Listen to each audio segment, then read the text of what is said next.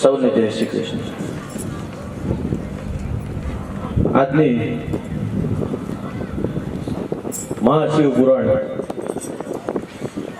એમાં આપ સૌ ઉપસ્થિત રહ્યા એ માટે આપ સૌ માટે એક જોરદાર તાલી થઈ કે આપણા ગામનો એક ગૌરવ કહેવાય કે નિકુલ ભારતી બાપુ કે આપણા ગામનું જ ઘરેણું અને આપણા ગામના જ આંગણે જો શિવપુરાણનું રસપાન કરાવતા હોય એકવાર જોરદાર તાલી થઈ જાય શાસ્ત્રી માટે કે આવી સરસ રીતે આપને કથાનું રસપાન કરાવે છે અને આપણે બધા શ્રોતા થઈને આપણે સાંભળીએ છીએ. એકવાર એક આપણી માટે પણ જોરદાર થઈ જાય કે શ્રોતા વગર વક્તા પણ નકામા છે, પણ આપણે સૌ સાથે મળી અને સાંભળીએ છીએ. એકવાર એ માટે પણ જોરદાર તાલી થઈ જાય. આમ તો ઘણા ખરા મને ઓળખતા નહીં, ખાલી ટૂંકમાં પરિચય આપી દઉં. શંભુભાઈ ભોગાભાઈ નસીદ, એમના દીકરા નાના યોગેશભાઈ શંભુભાઈ નસીદનો દીકરો વિપુલ યોગેશભાઈ નસીદ. એટલે શું છે આમ લાંબુ થોડુંક પરિચય એટલે આપવો પડે કે ઘણા સમયથી એવું છે કે વડીલો ઓળખતા ન હોય કે ઘણા ટાઈમથી સુરત વહી ગયા હોય, એટલે નાના ટૂંકમાં મેં પરિચય તમને આપ્યો.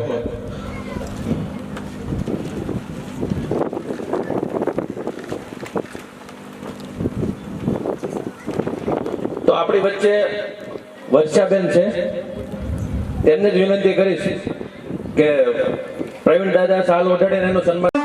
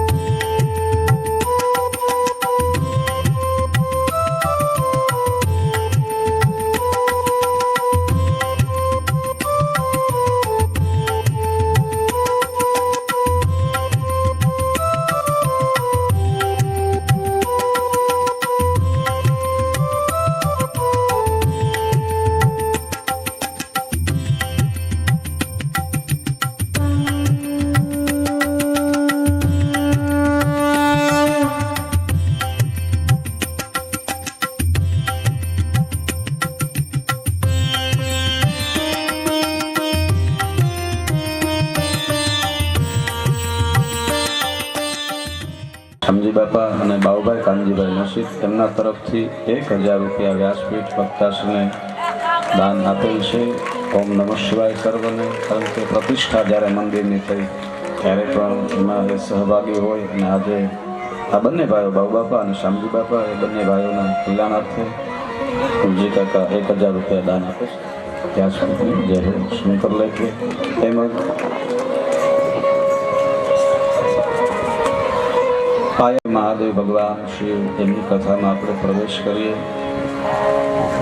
બધાનો ખૂબ આમાં ઉત્સાહ આનંદ. કથાના શરૂઆતમાં અમારે પરમ મિત્ર એવા અનુભાઈ દયાળ કાકા આ બધાનો જે સહયોગ છે અમારે ઘણી વાર મેં યાદ કરી. અમુક જુઓ અમુક કંઈ બીજું ન હોય પણ એનો ભાવ હોય કથા થાય. મારી કથા થાય એવો 4 વર્ષથી એક દારો ભાવ હોય એવા મહેશભાઈ માંજરિયા. બસ એને એમ કે નિકુલ બાપુ તમારી કથા ગામમાં થાય. ભાવના છે પણ ક્યારેક ફળદાયી બનતી હોય છે કોઈનો સતત એનો એ ભાવ. એટલે બધાને સાધુવાદ છે. વિશેષ કોઈ નામ યાદી રહી જાય તો ક્ષમા કરજો. પણ કથામાં પ્રવેશ કરી પછીની કથામાં કોઈ મહેમાન બાકી હોય તો આપણે યાદી રૂપે લઈશું. પ્રયાગ તીર્થની અંદર 88,000 ઋષિમુનિઓના આગેવાન એવા શૌનક જે શુદ્ધ પુરાણીને પ્રશ્ન કરે છે. ધર્મ ક્ષેત્રે મહાક્ષેત્રે ગંગાલિંબે સંગમે પ્રયાગે પરમે પુણ્ય બ્રહ્મલોકસ્ય કથામાં આગળ પ્રવેશ કરી પોથીજી પધરામણીના બોલની આપણે જાહેરાત આગળ વિશે જે કાંઈ નથી મને સૂચના આપવામાં આવે. 20,000 રૂપિયા શત્રુભાઈ બસુભાઈ સાવલિયા તરફથી છે પોથીજીના બોલ માટે. આજે સાંજ સુધીમાં એ આપણે પોથીજી છે એમના બોલ એ પૂર્ણ જાહેર કરીશું. કારણ કે કાલે એમને તૈયારી કરવી પડે. એટલે જેમને આ દિવ્ય લાવો ભગવાનનું વાંગ્મય સ્વરૂપ 9 દિવસ જેનું વાંચન થયું હોય અને એની પ્રથમ પધરામણી જે છે પોતાના ઘરે કરવા માટેનું દિવ્ય અવસર. એટલે પોથીજીની પધરામણી 25,000 જયસુખભાઈ ઘનશ્યામભાઈ નસીબ. જય હો. બોલવું હોય તો બોલે. આવો લાભ ક્યારે મળશે ને ઘણા વર્ષો પછી શિવકથા તો આપણા ગામમાં લગભગ મને યાદ છે ત્યાં પહેલી વહેલી છે. એટલે એનો લાભ લેવા જેની પાસે સગવડતા છે શ્રદ્ધા છે એ લોકો આમાં આગળ બોલે. જીવા સ્વ શ્રુતા પ્રાપ્તા પ્રાયો ઘોરે કલાવિહ દશઃ સંશોધને કિમહિ કર્માયણે વિદ્યતે જ્યોતિષા શૈવલિંગાનાં મહાત્મયં કથયાદુના ઉત્પત્તિં ચ તેષાં બ્રૂહિ સર્વ યથાશ્રુતં બ્રૂહિ સર્વ યથાશ્રુતં શૃણવન્તુ વિપ્રા વક્ષ્યામિ તન્મહાત્મયં જનિમ તથા સંક્ષેપા યથા બુદ્ધિ સદ્ગુરુશ્ચ મયા શ્રુતં સદ્ગુરુશ્ચ મયા શ્રુતં. શૌનક ઋષિએ જ્યારે પુરાણને કહ્યું છે જ્યોતિષા શૈવલિંગાના મહાત્મ્ય કથયાદિ કહ્યું હે મહાત્મા ભગવાનના જ્યોતિર્લિંગની કથા છે એમને કહો એમનું મહાત્મ્ય કહો. કઈ રીતે ભગવાન શંકર ભક્તોના કલ્યાણ માટે જ્યોતિ સ્વરૂપે પ્રગટ થયા છે યથાશ્રુતમ બ્રૂહિ એ બધું અમને કહો વિસ્તારથી કહો. શુદ્ધ પુરાણીએ કહ્યું છે શૃણવંતુ વિપ્રા વક્ષામિ તન મહાત્મય જની તથા સંક્ષેપતો યથા બુદ્ધિ સદગુરુ મયા શ્રુતમ. જ્યોતિર્લિંગનું મહાત્મ્ય હું શું વર્ણવું જ્યાં ભગવાન પોતે જ્યોતિ સ્વરૂપે તેજોમય રૂપે બિરાજે છે. પણ સંક્ષિપ્તમાં એ કથા કહું છું. સદગુરુ સ્વ યથા બુદ્ધિ મારા ગુરુ પાસેથી મેં સાંભળ્યું છે ને યથા બુદ્ધિ હું જેને સમજી શકું છું. એતેષા શૈવ મહાત્મ્યમ વક્તુ વર્ષ શતેરપી.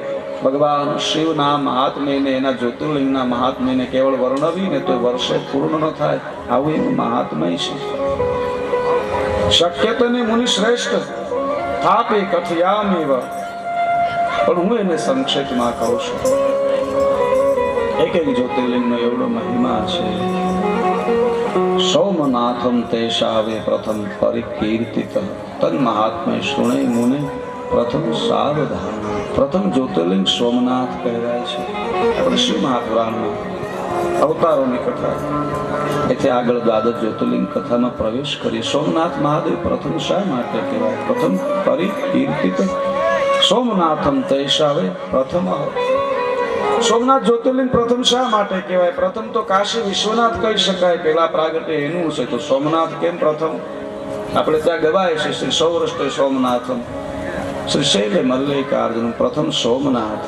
તો સોમનાથ પ્રથમ જ્યોતિર્લિંગ એટલા માટે છે કે આ જે કલ્પ છે એ 7મો કલ્પ છે. આ મન્વંતર 7મો મન્વંતર છે. સોમનાથ આદિ મહાદેવ નાદ રૂપે બિરાજે છે. પ્રભાસ નામનું જે ક્ષેત્ર છે ત્યાં ભગવાન નાદ રૂપે બિરાજે છે. હરેક મન્વંતરમાં આ 7મો મન્વંતર છે. શ્વેતવારાહ કલ્પે આ 7મો કલ્પ છે. જ્યારે જ્યારે કલ્પ પૂરો થાય એટલે આખી સૃષ્ટિનો નાશ થઈ જાય.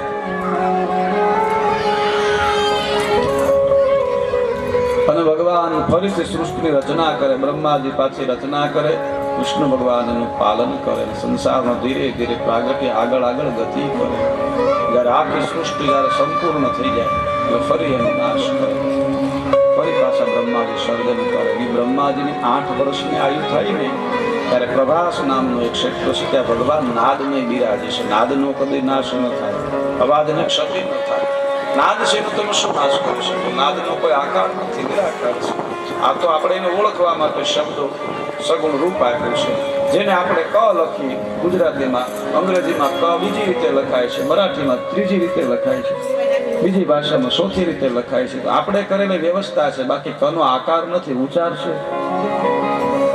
આકાર તો આપણે વ્યવસ્થા માટે આપ્યો છે, જેથી એને સમજી શકીએ. ક ખ ગ દ આકાર નથી, ઉચ્ચાર છે, નાદ છે, નિર્ગુણ છે. નિર્ગુણ તત્વની સાથે પ્રથમ એનું કોઈ રૂપ હોય તો નાદ છે. એટલા માટે તો શાસ્ત્રમાં લખ્યું કે ભગવાન શિવે ઓમનો નાદ કર્યો, બ્રહ્માંડની રચના થઈ. ભગવાન શિવ નાદ રૂપે જ્યાં બિરાજે છે, અનાદિ બિરાજે છે. આ 7મો કલ્પ છે, 7મો યુગ છે. પ્રથમ જ્યારે સૃષ્ટિ રચના થઈ અને બ્રહ્માનું નામ જ્યારે વિરંચી હતું અને બ્રહ્માની આયુ 8 વર્ષની થઈ ત્યારે કોઈએ ત્યાં પૂજા કરેલી. ભગવાન શિવ ત્યાં જ્યોતિ રૂપે પ્રગટ થયા ત્યારે એનું નામ મૃત્યુંજય મહાદેવ હતું. એ જ્યારે કલ્પ સતયુગ, દ્વાપર, ત્રેતા અને કળયુગ એવો એક 4 યુગોની એક ચક્ર થાય એવું 71 વાર થાય. અને એ પછી અમુક સમય થાય ને ત્યારે એક કલ્પ થાય. એવો એક કલ્પ આખો પૂરો થયો ત્યાં સુધી મહાદેવ મૃત્યુંજય મહાદેવ સુધી પૂજા. ફરી પાછી સૃષ્ટિનો નાશ થયો, યુગો વીતી ગયા. ફરી પાછું સૃષ્ટિની રચના થઈ. બ્રહ્માજી સૃષ્ટિનું સર્જન કર્યું છે. બ્રહ્માનું નામ પદ્મભૂ હતું. અને બ્રહ્માની આયુ 8 વર્ષની થઈ ત્યારે કોઈ પૂજા કરે અને ભગવાન શંકર ત્યાં કાલાગ્નિ રુદ્ર તરીકે પૂજાય છે. બીજા યુગમાં ફરી આખો યુગ થયો. 4 યુગના ચક્ર એવા 71 વાર આવ્યા. એકવાર સતયુગ, દ્વાપર, ત્રેતા અને કળયુગ. પાછો બીજી વાર સતયુગ, દ્વાપર, ત્રેતા અને કળયુગ. આવું 71 વાર ઉપર થાય ત્યારે અમુક કલ્પ થાય અને ત્યારે સૃષ્ટિનું પરિવર્તન થાય. બધું ભરાય જાય, ફરી પાછું સર્જન થાય. આજે પણ અવશેષો મળે આપણે જુદા જુદા ખોદકામ દ્વારા. આજે પણ આપણે અમુક જે મળે છે રસાયણ, જે અમુક ઓઇલ મળે, ખનિજ મળે, તે પૂર્વની નાશ થયેલી સૃષ્ટિ એના થકી મળે છે. બીજા એ કલ્પમાં, બીજા એ યુગમાં કાલાગ્નિ રુદ્ર તરીકે હતા. એ સૃષ્ટિનો નાશ થયો. ફરી પાછા બ્રહ્મા, ત્રીજામાં સ્વયંભૂ નામે બ્રહ્માનું નામ છે.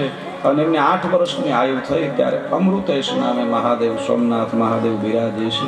ચોથા યુગમાં બ્રહ્મા પરમેષ્ઠી છે અને ભગવાન શંકર જ્યોતિમય સ્વરૂપે અનામય મહાદેવ તરીકે ઓળખાય છે.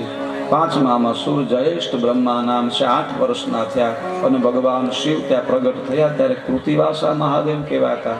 છઠ્ઠામાં બ્રહ્માનું નામ હેમગર્ભ છે અને સોમનાથ ત્યારે ભૈરવનાથ તરીકે. આખા યુગમાં જેમ અત્યારે સોમનાથ તરીકે પૂજીએ છીએ, આ 4 યુગ આપણે વીતા પ્રથમથી, ત્યારે છઠ્ઠા યુગમાં એ ભૈરવનાથ તરીકે પૂજાતા. આખો યુગ પૂર્ણ થયો અને આખો કલ્પ પૂર્ણ થયો ત્યાં સુધી ભૈરવનાથ હતા. અને 7મામાં બ્રહ્માનું નામ શતાનંદ છે અને 7મું નામ સોમનાથ છે. પણ સોમનાથ નામ કેમ પડ્યું છે? ચંદ્રદેવે જ્યારે પૂજા કરી છે ને એના ઉપર પ્રસન્ન થયા. ચંદ્ર એથી સોમ, એના સોમનાથ. પણ આ તો 7મા જ્યોતિર્લિંગ સ્વરૂપે છે. અનાદિ મહાદેવ નાદમાં બિરાજે છે અને નાદનો કદી નાશ ન થાય. કોઈની સ્થાપના કરેલી પ્રતિષ્ઠાને તમે આની પોસાડી શકો, પણ મૂળ રૂપે મહાદેવ છે, એને કદી હાનિ ન થાય તો નાદ રૂપે છે. એથી સોમનાથ અનાદિ છે. યુગોના યુગો વીતી ગયા, કરોડો કલ્પો વીતી ગયા, મહાદેવ ત્યાં બિરાજે છે નાદ રૂપે. પણ ભક્તો ઉપર પ્રસન્ન થઈ કોઈ જ્યોતિમાં દર્શન આપે. કોઈ મૂર્તિની ઉપર હાનિ કરી શકે, પણ મારા મહાદેવ નાદ રૂપે છે, એની કદી હાનિ નથી થતી. સોમનાથ 7મા યુગમાં સોમનાથ તરીકે કઈ રીતે કહેવાય છે? દક્ષ મહારાજની 27 કન્યાઓ ચંદ્રમા સાથે વિવાહિત કરવામાં આવ્યા છે અને 27માં ચંદ્રમાને રોહિણી પ્રત્યે વધારે ભાવ છે. 27 છે ચંદ્રમાને રોહિણીથી રાગ. 27 છે ચંદ્રમાને રોહિણીથી રાગ. 27 છે ચંદ્રમાને રોહિણીથી રાગ. 27 છે ચંદ્રમાને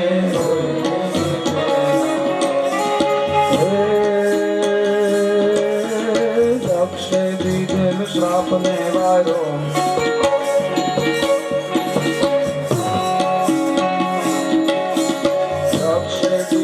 શ્રાપને વાયો પ્રગટાશે સોમનાથ ગોહાને ભવતી ભજે ગોપાહી ગોરી જય ગોહાને પાવતી ભજે ગોપાહી ગોરી જય પાવતી ભજે ગોપાહી ગોરી જય.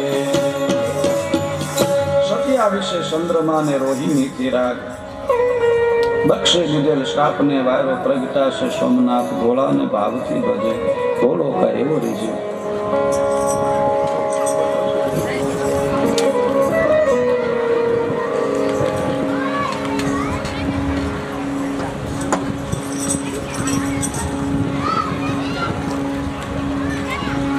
ચંદ્રદેવ ત્યાં એક જાહેરાત પણ છે. અમારે વર્ષાબેન બટુભાઈ નસીબ એ વસ્ત્રદાન કરે છે શાસ્ત્રી પરિવારમાં.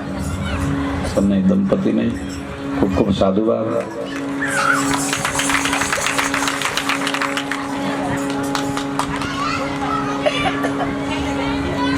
સત્યાવીસ કન્યાઓ છે દક્ષ મહારાજની. એમના વિવાહ ચંદ્રદેવ સાથે થયા છે. ચંદ્રદેવ કળા નિદાન છે, જેમાં 66 કળાઓ છે. 27 કન્યાઓમાં એમ કહેવાય છે કે રોહિણી છે. ચંદ્રદેવ એમનો ભાવ રોહિણી પ્રત્યે વધારે છે. એનું કારણ એ છે કે રોહિણી પોતાના પતિને સમજી શકે છે. અને હરેક કથામાં કહીએ છીએ કે કોઈને અંગ્રેજી વાંચતા આવડે કે ના આવડે, પણ સ્ત્રીને એના સંસારમાં સુખી થવું હોય તો એના પતિના ચહેરાને વાંચતા આવડી જાય ને તો એને બીજું વાંચવાની જરૂર નથી. એનો ચહેરો વાંચતા આવડી જવો જોઈએ. એની ઋષિ કઈ છે, એની પરંપરા, એની કઈ રીતની સિસ્ટમ છે, આ કુળ પરંપરા કઈ છે, આપણને શેરો વાંચી જાય. થાક્યા પાક્યા આજે આવ્યા છે, હતાશ ઉદાસ છે, ઝીણી ઝીણી વાતો લઈને આપણે પેલું કરીએ ને શેરો વાંચતા આવડી જાય. રોહિણીને એના પતિનો શેરો વાંચતા આવડે છે. કઈ સ્થિતિ, કઈ પરિસ્થિતિ બધું સમજે છે. એ પ્રમાણે તૈયારી કરે. ચંદ્રદેવ ને કોઈ પણ કાર્ય હોય, પૂજાથી લઈને કોઈ પણ કાર્ય હોય, રોહિણીની અગાઉ તૈયારી હોય છે. સમજી શકે છે, ચહેરાને વાંચી શકે છે. સદા સહયોગમાં હોય છે, સહમતિ. કોઈ પણ ધર્મ કાર્ય, કોઈ પણ કાર્ય હોય, દાંપત્ય જીવન છે ને એ બળદગાડા જેવું છે. એક બળદની અંદર બે અશ્વ જોડ્યા, બે બળદ જોડ્યા હોય ગાડાની અંદર, અને બે સહમતીથી એક દિશામાં હાલે ને તો વાંધો ન આવે. ઉપર જે ભાર છે ને એનું વજન ન લાગે, પણ અસહમતીથી જ્યારે હાલે, અવળા અવળા હાલે ત્યારે ભર હોય એનો ભાર ન લાગે, પણ ઉપલી દિશામાં. દક્ષ મહારાજે ચંદ્રદેવને કહ્યું છે, ચંદ્રદેવ આ અયોગ્ય છે. આપને 27 કન્યાનું દાન કર્યું છે ને આપ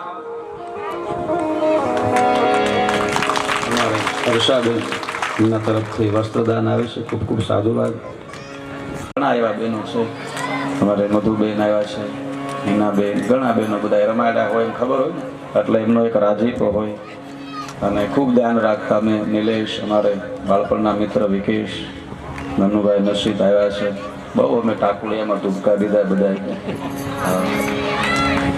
અને અમારે હનુભાઈ વાળા, હા હા, સીધા અમે નિશાળેથી ને ટાકોડિયા નદીમાં નાવા જતા.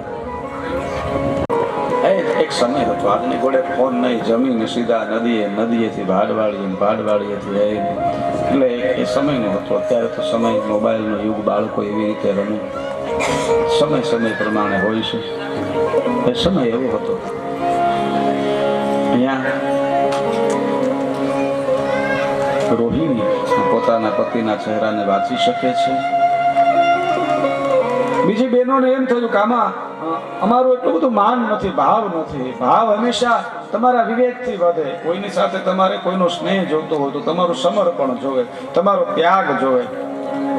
બાંધીને પ્રેમ ન મળે. બાંધીને તમે કોઈ એમ કહો કે મારી અરે દોસ્તી તમને કેમ જાણતી નથી, કે કાટલા પકડે થોડો કોઈનો પ્રેમ વધે.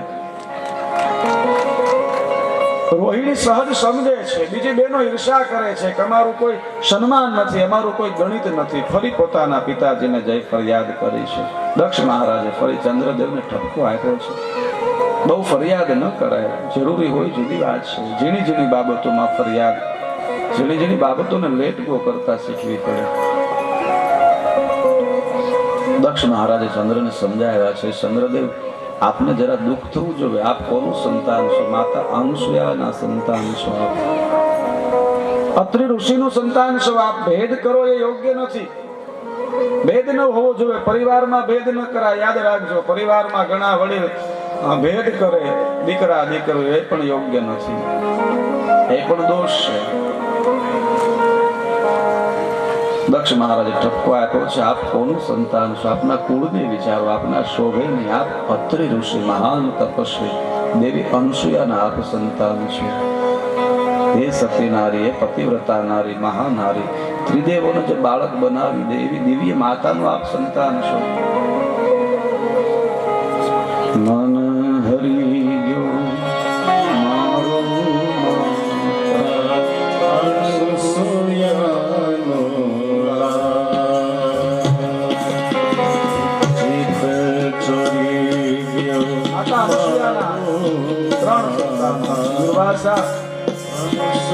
ભગવાન ચંદ્ર જે બ્રહ્માના અંશથી છે એની કથા, અને ભગવાન ગુરુદત્ત જે ભગવાન વિષ્ણુના અંશથી છે, ત્રિદેવોના અંશથી છે. 3 મસ્તક આપણા જે 3 વેદો છે એના રૂપમાં છે, ત્રિકાળ જ્ઞાન છે એના રૂપમાં છે, 3 દેવોના અંશ રૂપે ગુરુદત્ત ભગવાન જે સહસ્ત્રાર્જુનના ગુરુ છે એની સ્તુતિ.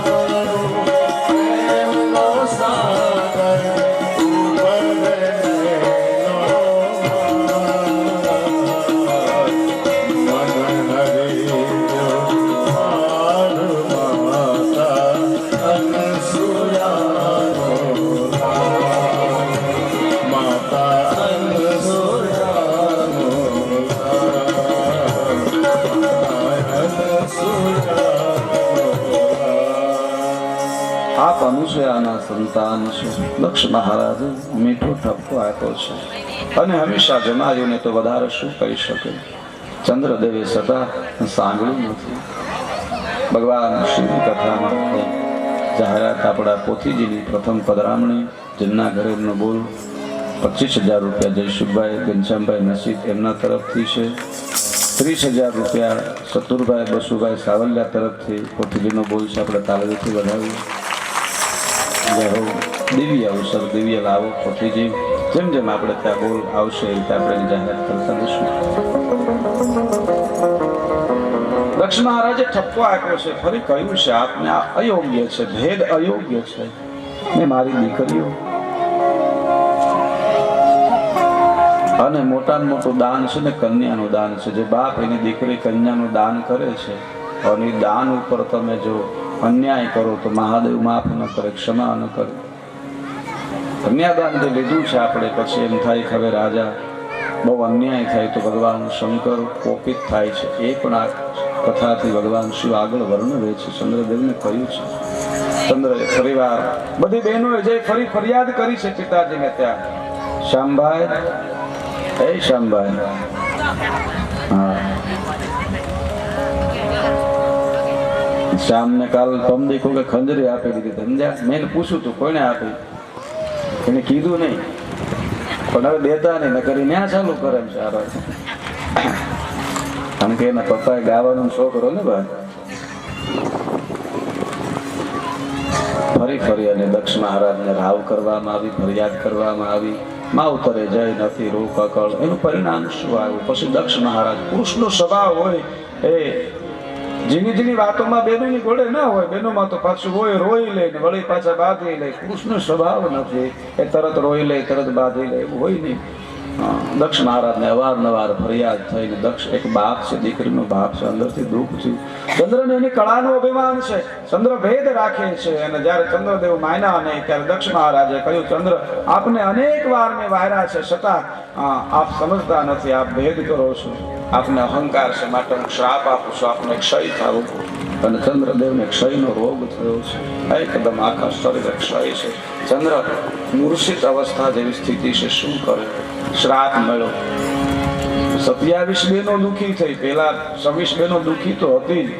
પિતાને ફરિયાદ કરવાથી નિવારણ ન થયું. ગાંઠના પતિ બીમાર પડ્યા અને વધારે દુઃખી થઈ. હવે તો એક ક્ષયનો રોગ થયો. પેલા રોગ તો ન હતો. બધી જ બહેનો દુઃખી થઈ. શું કરવું? દેવતાઓ કહે ચંદ્રના શ્રાપ નિવારણ માટે શું કરવું? બ્રહ્માજી આગળ ગયા છે. બ્રહ્માજીએ કહ્યું, ચંદ્રદેવે અગાઉ એમના ગુરુ એવા બૃહસ્પતિ એમના પત્ની તારાનું હરણ કરેલું છે. મહાદોષ છે. ગુરુ પત્ની આપણાથી મોટા ભાઈ હોય, નાના ભાઈ હોય, જેને આપણા ઉપર વિશ્વાસ મૂક્યો હોય, શ્રદ્ધા મૂકી હોય, પારિવારિક સંબંધ હોય અને એમાં કોઈ કુદ્રષ્ટિથી જોવે એવો ભાવ રાખી મહાપાપ છે. ચંદ્રને આ દોષ લાગ્યો છે. યાદ રાખજો. ભગવાન રામને જ્યારે વાલીએ કહ્યું, હે વાલી, મેં તારો વધ કર્યો છે, તને દ્રિદાસને કેમ કર્યો? હા, વાલીએ પ્રશ્ન કર્યો કે શત્રુતા તો મારી ને સુગ્રીવને છે, શત્રુતા તમારી રાવણ સાથે છે. આપણે કદી પણ સામે આવ્યા નથી અને તમે એક ઝાડની પાછળ હોય અને મારો વધ કર્યો. તમારે મારે કઈ શત્રુતા? કોઈ કારણ તો હોવું જોઈએ ને મારો વધ કરવાનો. અને ભગવાન રામે કહ્યું, તું વાલી, મારો ક્ષત્રિયના ઘરે જન્મ છે અને ક્ષત્રિય રૂપે મારો ધર્મ છે. 4 પ્રકારે કોઈ કુદ્રષ્ટિ કરે ને એને હણવું મારો ધર્મ છે. ગુરુ પત્ની હોય, સાધુ બ્રાહ્મણ એમના પરિવાર પર કોઈ કુદ્રષ્ટિ કરે, ક્ષત્રિય તરીકે મારો ધર્મ છે ને હણવાનો. મોટા ભાઈ, નાના ભાઈ, એમના પત્ની છે, એમાં કોઈ કુભાવે જોવે તો મારો ધર્મ છે ને હણવાનો. અને જે પરિવાર તમારા ઉપર વિશ્વાસ મૂકે ને જેની સાથે તમારો નાતો હોય ને એમાં તમે કુભાવે જોવો, એ મહાપાપ છે. આ 4 પાપે મારો ક્ષત્રિય તરીકે ધર્મ છે તને હણવાનો. તારા નાના ભાઈના પત્ની તારે ત્યાં છે એટલે મેં રામ એક ક્ષત્રિય તરીકે તારો વધ કર્યો છે. અહીંયા ચંદ્રદેવ એના ઉપર દોષ છે. બ્રહ્માજીએ કહ્યું એને શ્રાપ મળ્યો યોગ્ય છે. દેવતાઓએ કહ્યું, બ્રહ્મદેવ, ચંદ્રદેવને શ્રાપ મળ્યો યોગ્ય છે, એનું કર્મ છે, એમાં ના નહીં. પણ ચંદ્રની શીતળતામાં બધા ધાન્યનો વિકાસ થાય.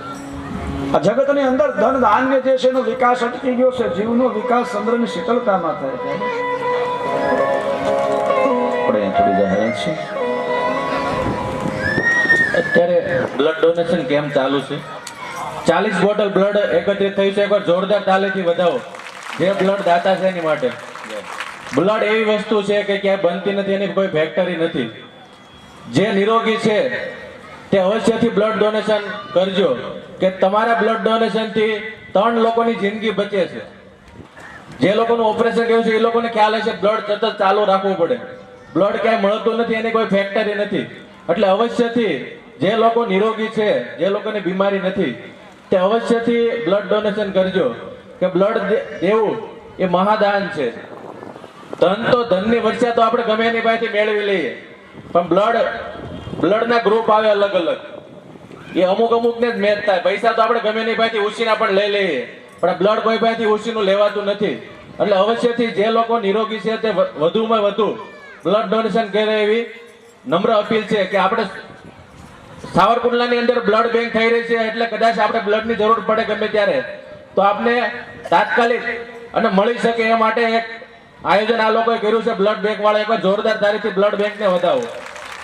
એટલે અવશ્યથી બ્લડ આપણે આપીશું બધાય.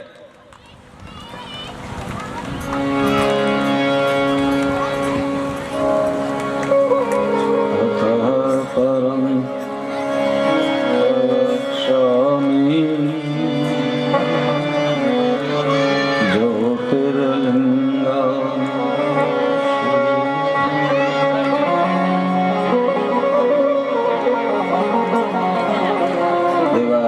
મહાદેવ ભગવાન શિવ ચંદ્રને શ્રાપ મળ્યો છે. દેવતાઓએ કહ્યું ચંદ્રના શ્રાપનું નિવારણ થાય. બ્રહ્માજી કહે એના અનેક દોષ છે.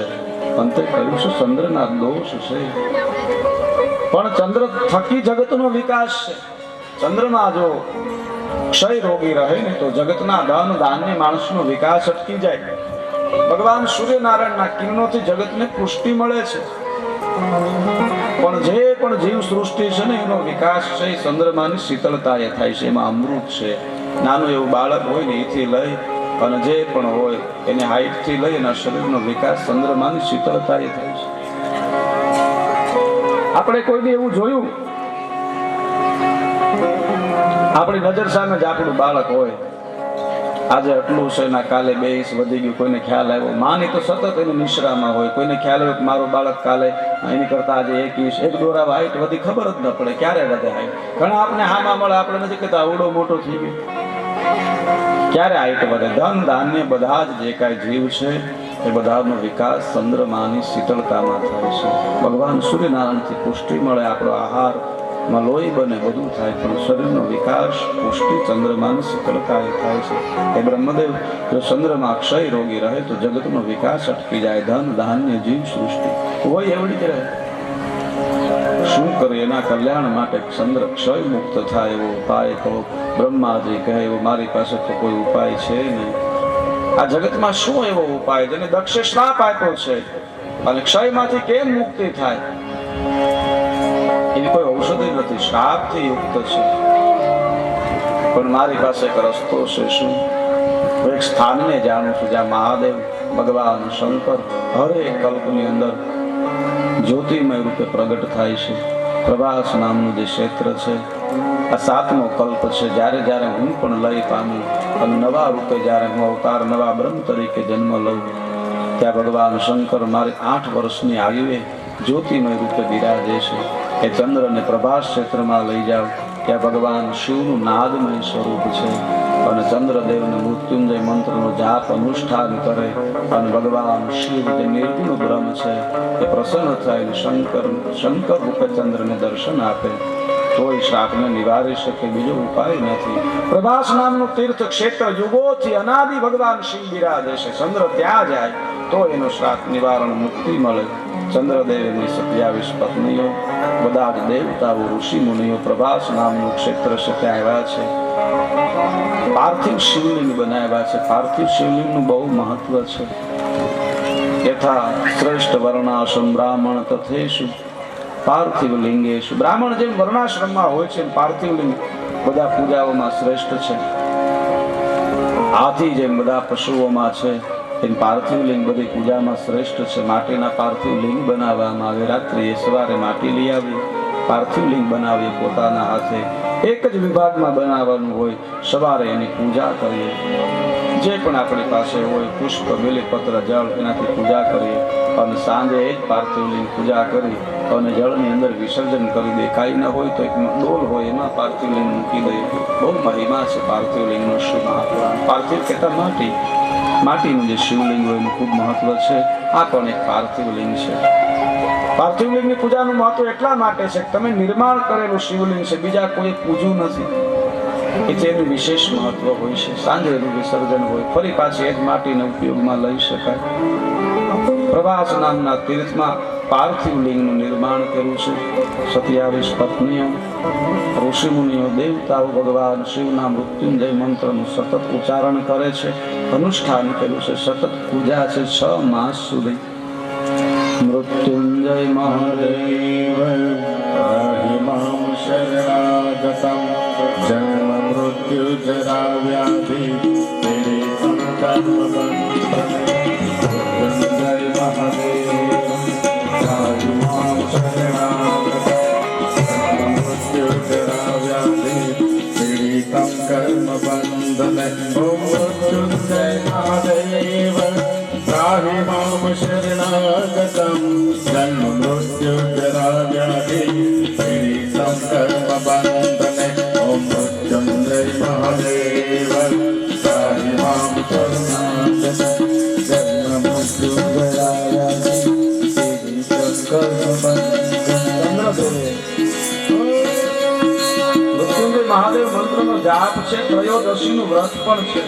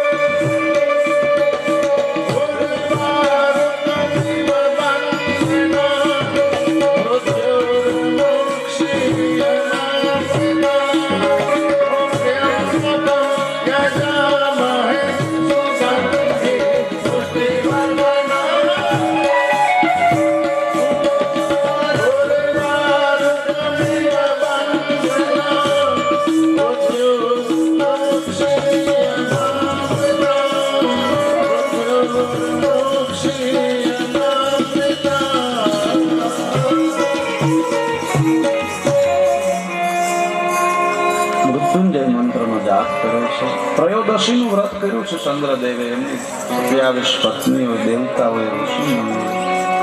ત્રયોદશી વ્રત ભગવાન શિવને પ્રિય છે. હરેક મહિનાની જે 13 આવે છે બંને પક્ષને, એને ત્રયોદશી કહેવાય. વ્રત રહી શકાય. કારણ કે ભગવાન શિવ રજત ભુવનની અંદર નૃત્ય કરે છે. મહાદેવ ભગવાન શિવ નૃત્યના દેવ છે. નૃત્ય થકી આ સૃષ્ટિનું સર્જન કરે છે. ભગવાન શિવના તાંડવના બે પ્રકાર છે. એક તાંડવથી આ સર્જન કરે જગતનું, એક તાંડવથી લય કરે. આજે પણ સન લેબોરેટરી છે, નાસાની એક શાખા છે જેને સન લેબોરેટરી કહેવાય.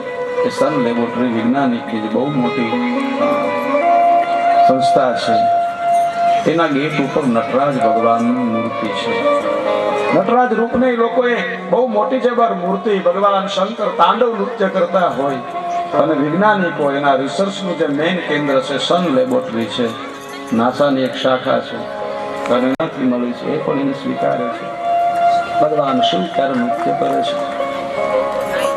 એ તાંડવ થકી આ સૃષ્ટિનું સર્જન થાય છે, તાંડવ થકી નાશ થાય છે. લેબોરેટરી સન લેબોરેટરી સ્વીકારે. વૈજ્ઞાનિકો નહીતર આધાર ન લે. એ તો બીજો સંપ્રદાય, બીજો ધર્મ છે, ઈસાઈ ધર્મ છે ત્યાં.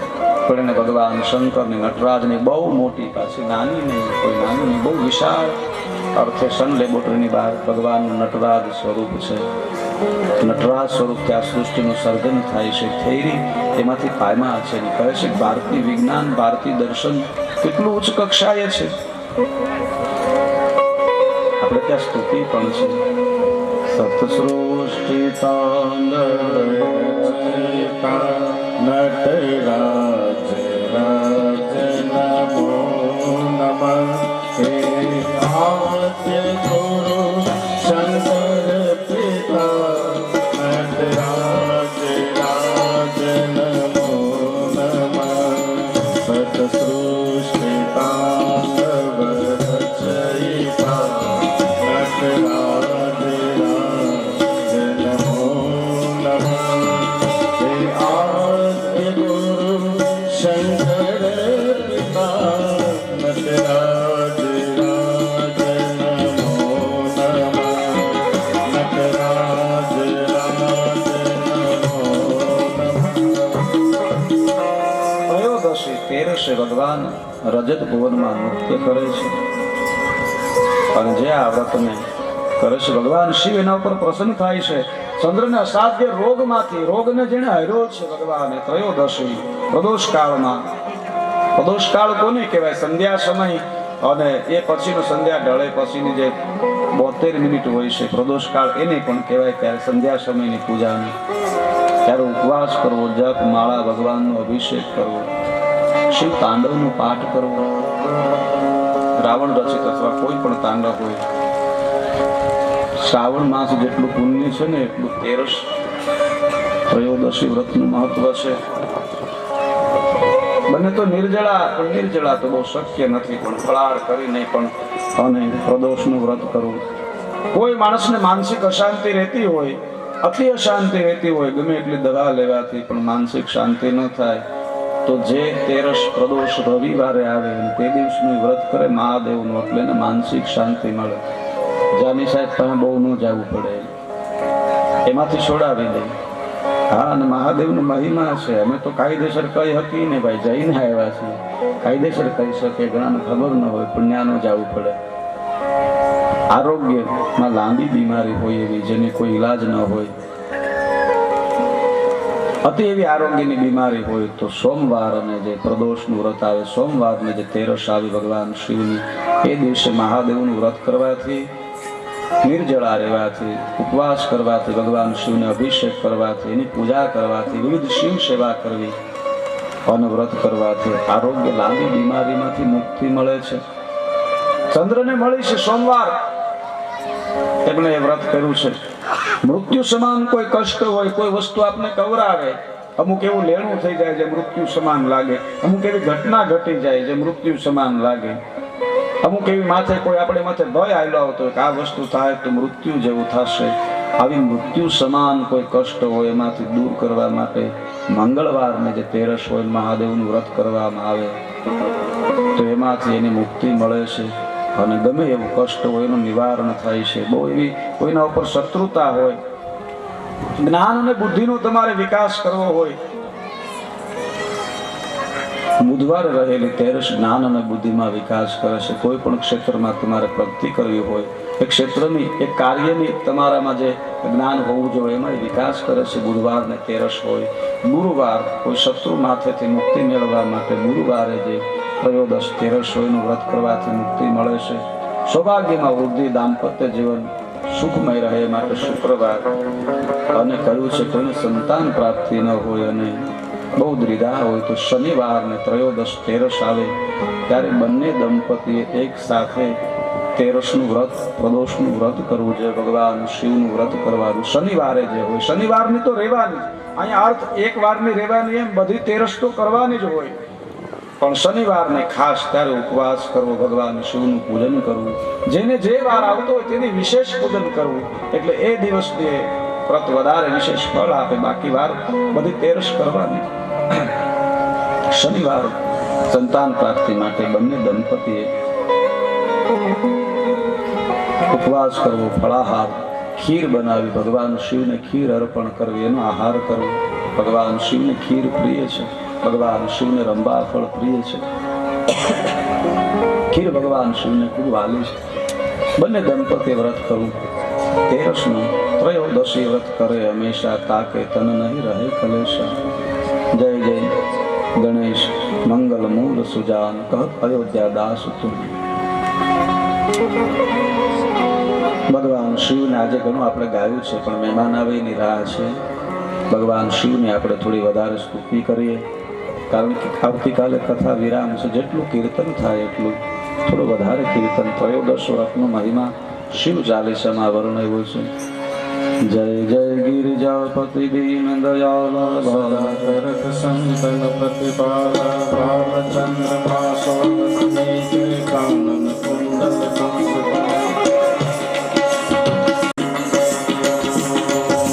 જય ગણેશ ગિરિજાસવન મંગલ મૂળ સુધાર રહત અયોધ્યા દેવ હવૈ વરદાન.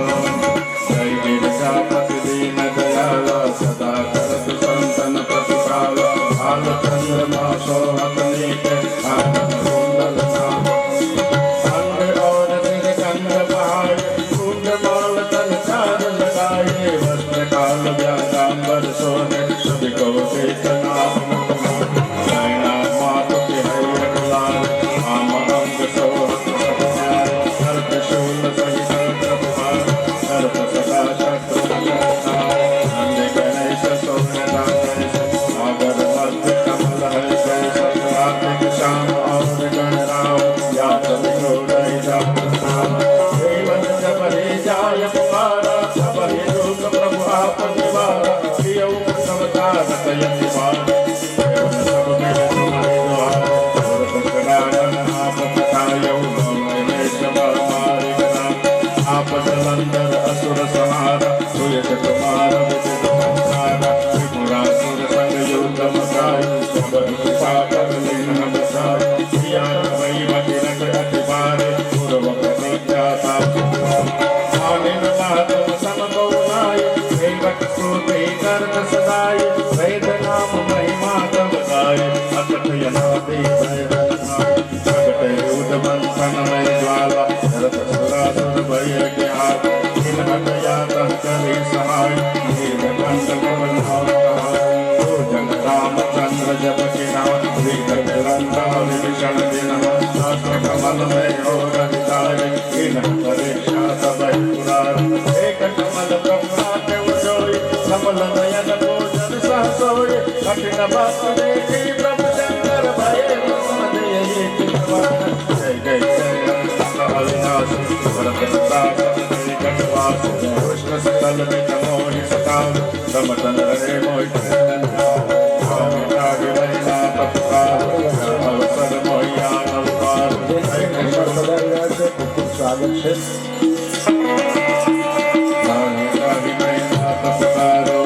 अवसर मोहिया नवपारो त्रिशूल शत्रुन को मारो. संकट से मोहिया नवपारो मात पिता सब होई. स्वामी एक है आश तुम्हारी आय हरऊ अब संकट मार.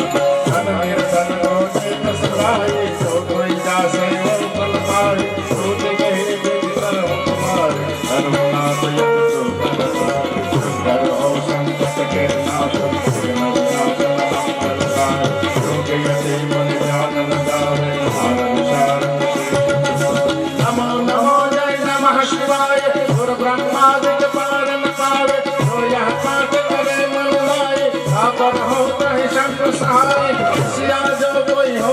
नारी पाठ करे सो पावन हारी दूत कही कर इच्छा को निश्चय श्रीमत पंडित त्रयोदशी गोलाल ज्ञान पूर्वक होम करावे त्रयोदशी व्रत करे हमेशा साथे तन नहीं रहे धूप दीप नैवेद्य चढ़ावे शंकर सनमुख पाठ सुनावे जन्म जन्म के पापन सार अंतवास गुरु पार अयोध्या दास कुमार धन सकल दुख हरम कुमार हरे अयोध्या आस कुमार धन सकल दुख हरम धन सकल दुख हरम कुमार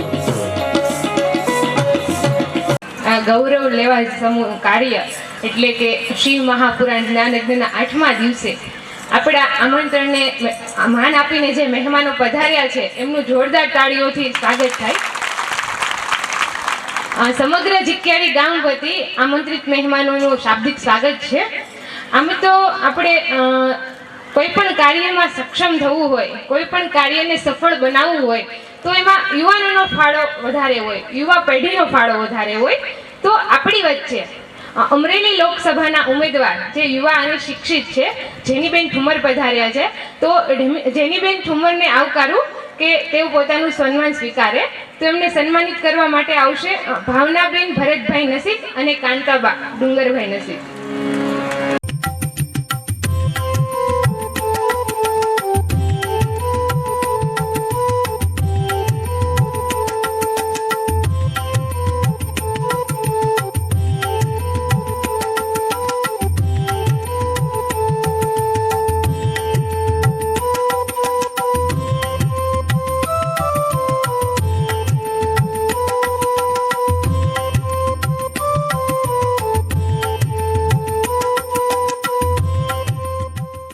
સમસ્ત ગામ સમસ્ત શિવ મહાપુરાણ જ્ઞાન યજ્ઞનું આયોજન અને એમાં મને તમારી વચ્ચે હાજરી આપવાની તક મળી છે. સંતોના આશીર્વાદ, બાપુના આશીર્વાદ અને આપ સૌના આશીર્વાદ થકી આજે હું આ ગામમાં તમારી વચ્ચે સંબોધન કરી રહી છું. આમ તો રાજકીય પ્રતિનિધિ તરીકે આ વિસ્તારના પ્રવાસમાં હતી ને સપ્તાહનો સમાચાર મળ્યા એટલે અહીંયા આવવાનો મોકો મળ્યો. એના માટે સૌ પ્રથમ તો હું આયોજક કરતા સહિતની ટીમ અને આપ સૌનો ખૂબ હૃદયપૂર્વકનો મારો ધન્યવાદ વ્યક્ત કરું છું. સંત અને શુરાની આ ભૂમિ એટલે કે સૌરાષ્ટ્રની આ ભૂમિ, આમાં જે ખુમારી આપણે વાત કરીએ, તમે અહીંયા ધર્મનું જ્ઞાન લઈ રહ્યા છો, ધર્મનું રસપાન કરી રહ્યા છો. શિવ મહાપુરાણ, શિવ અને પાર્વતી, આપણે કહીએ કે શિવ અને શક્તિ. આમ તો અહીંયા બાપુ કે એના પાસે તો ધર્મ સત્તા કહેવાય, અમે તો રાજ સત્તાવાળા બધા રાજકારણી કહેવાય. છતાંય દરેકના જીવનમાં જે સંદેશ શિવ અને શક્તિ આપી રહ્યા છે કે આ દુનિયા આખી આ બે તાકાત ઉપર ટકેલી છે. શિવ વગર શક્તિ અધૂરી છે, શક્તિ વગર શિવ અધૂરા છે. આખી દુનિયા ઉપર રાજ કરી શકે પણ એના સાથ સહકારમાં શક્તિ ન ઊભી હોય તો એ શિવ પણ થોડા વામણ લાગે. ત્યારે આપણા જીવનમાં આપણે સંદેશ ઉતારી શકીએ છીએ કે આ જીવન તમે જે નું રસપાન કરી રહ્યા છો એમાં વધારે નહીં કરું. સૌથી પહેલા તો આનું જે સંબોધન બેન કરી રહી છે એ મારા માટે ખૂબ ગૌરવની વાત છે. કારણ ઉપસ્થિત તમામની હૃદયપૂર્વકના વંદન અને આશીર્વાદ ઈચ્છું છું. ધન્યવાદ. જેનીબેન, આમ તો જેનીબેને વાત કરી ને કે શિવ અને શક્તિ વગર, શિવ એ શક્તિ વગર અધૂરા છે. તો એની ઉપરથી એક વાત કરું કે શિવ તપે ને રચે પ્રલય, શિવ તપે અને રચે પ્રલય, સતી કેરા સ્નેહથી ટળે પ્રલય, સતી કેરા સ્નેહથી ટળે પ્રલય, દેવો હર્ષિત સ્વરે કરે શિવ શક્તિનો જય જયકાર, હર હર મહાદેવ. એક કાર્ય અધૂરું લાગે તો આપણી વચ્ચે આપણા આમંત્રણને માન આપીને આંબરડી જગ્યાથી ઘનશ્યામદાસ પધાર્યા છે. તો એમને હું આમંત્રિત કરીશ કે સન્માન માટે સ્ટેજ ઉપર આવે અને એમને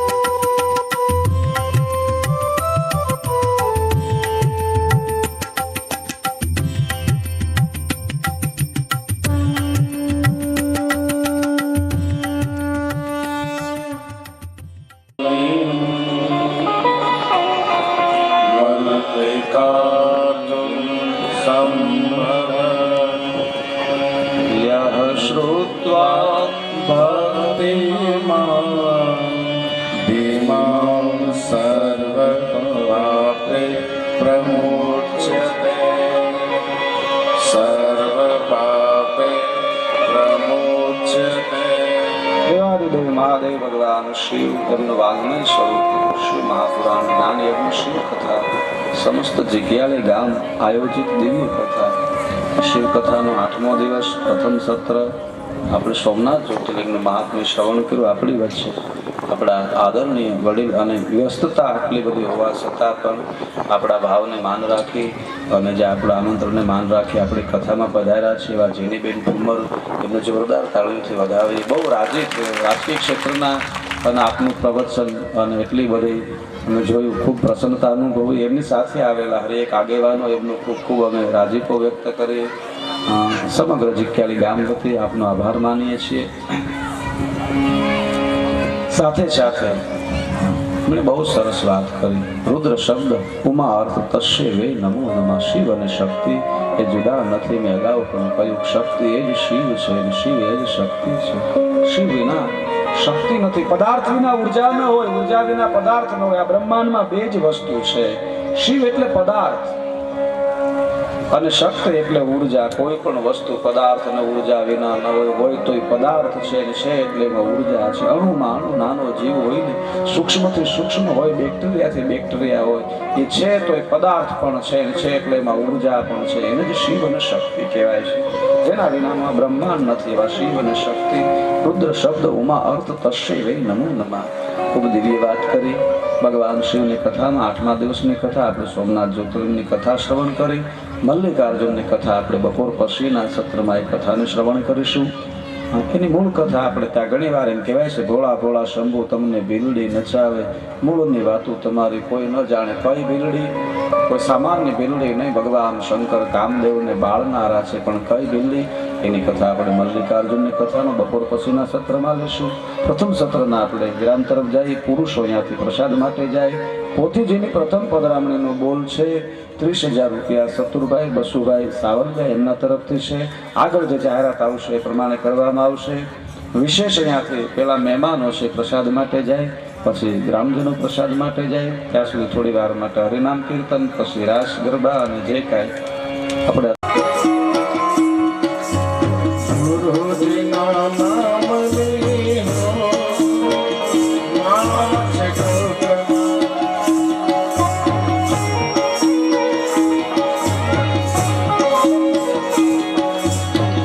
નારાયણ નામ લીધો